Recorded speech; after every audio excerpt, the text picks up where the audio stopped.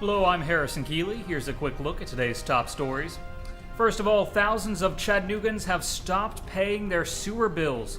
Payments stopped coming in ever since a third-party vendor took over billing in January. Now the city has a $2 million shortfall, and it's working with Tennessee American Water to shut off residents' water if they don't pay up.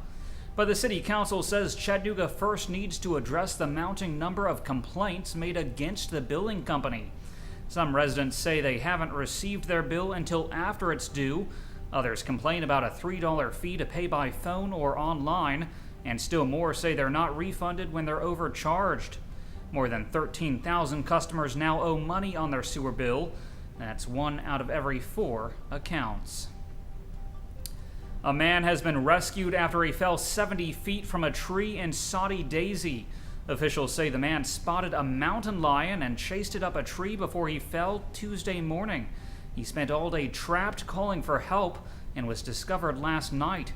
He reportedly suffered several fractures, but his full condition is unknown.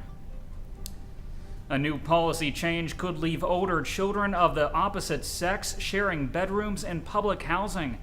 The Chattanooga Housing Authority unanimously approved a policy to provide one bedroom for every 2 people in a household, regardless of their age or gender. The previous policy allowed children 6 and older to share a bedroom with the same gender. Board member Edna Varner says forcing a family with a teenage son to share a room with their teenage daughter is something no wise parent would do. But Executive Director Betsy McCright says that while she doesn't philosophically agree with the change, everything is financially driven.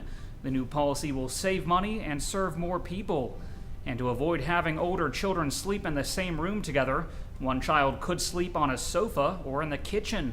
CHA also approved the sale of the Harriet Tubman housing site to Lakewood Realty for $2.8 million. 3 people are dead after a medical helicopter crashed in West Tennessee. The helicopter was headed to pick up an ailing child.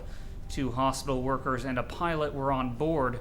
Authorities say the aircraft was about 30 minutes into flight when it went down in Summerville, which is east of Memphis. Investigators say there's not much left of the helicopter, which was found burning in the woods. The Children's Hospital identified the victims as pilot Charles Smith, nurse Carrie Barlow, and respiratory therapist Denise Adams. The National Transportation Safety Board and the FAA are investigating. A large drop in power demand has TVA rethinking its future plans. Just 2 years after completing its previous 20-year plan, the utility is facing its biggest drop in power demand in history.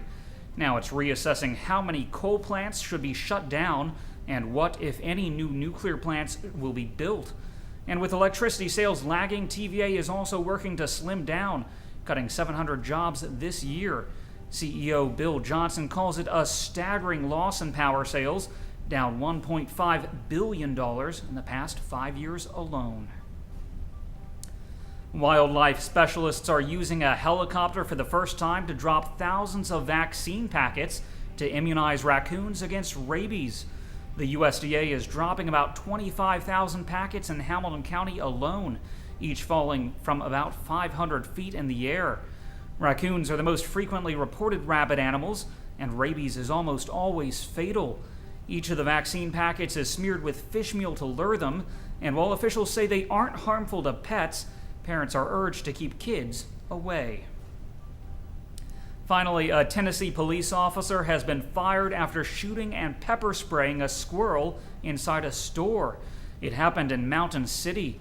Officer Jody Putnam was inside a Dollar General when employees noticed the squirrel. He apparently shot at it with his firearm, but when that didn't work, he pulled out pepper spray, which also affected the store's customers. Authorities say he was fired from the force because he refused to file a report about firing his weapon. Turning to weather, today will be mostly sunny with a high near 59 degrees. The low tonight will be around 36.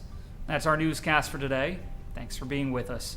You can find more on these stories and breaking news all day long at timesfreepress.com.